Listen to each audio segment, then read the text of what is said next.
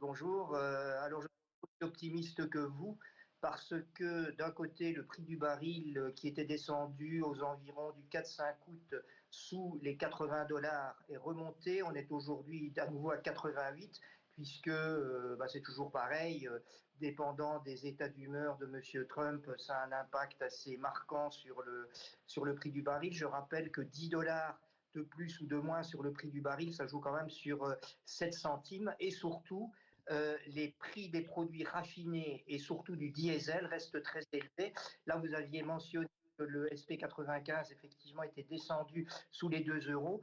Le diesel, lui, reste largement au-dessus des 2 euros. Il est passé de 2,20 à 2,10 € et les marges de raffinage, le prix des produits raffinés, notamment parce qu'il y a un peu une pénurie de produits raffinés qu'on ne raffine plus en Europe, reste extrêmement cher. Les marges de raffinage sont 5 fois plus élevées qu'elles l'étaient l'an dernier à la même époque. Ça veut dire que c'est maintenant ou jamais si on veut faire le plein?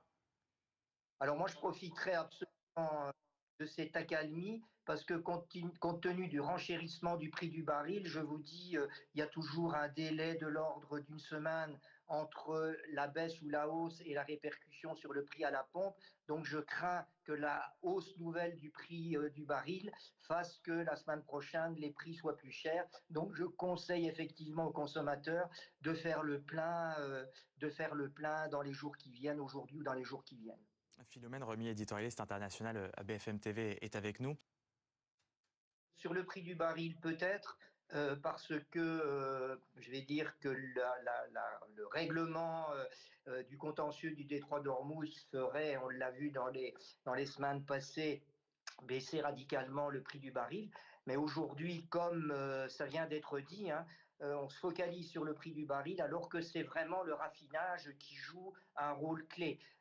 J'ai fait un simple calcul hein, sur le diesel. Entre l'avant-conflit et aujourd'hui, le raffinage joue sur 30 centimes au litre, notamment sur le diesel.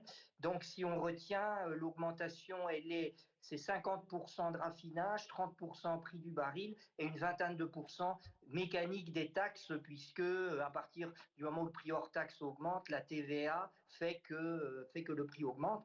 Donc, retrouver un équilibre sur les produits raffinés assez rapidement, c'est pas évident, comme il l'a été dit. Alors malgré tout, une toute petite correction, c'est que nous importons aussi des produits raffinés du Moyen-Orient et le règlement du détroit d'Ormuz pourrait quand même, je vais dire, alléger un peu les tensions sur les produits raffinés. Mais c'est tout à fait vrai que la Russie joue un rôle très important. Nous avions dans les années 2015-2020, arrêté pas mal d'unités de raffinage en Europe parce que c'était moins cher de raffiner en Russie. On se tape un peu sur les mains aujourd'hui d'avoir fait ce choix stratégique qui en était un très mauvais. Merci beaucoup.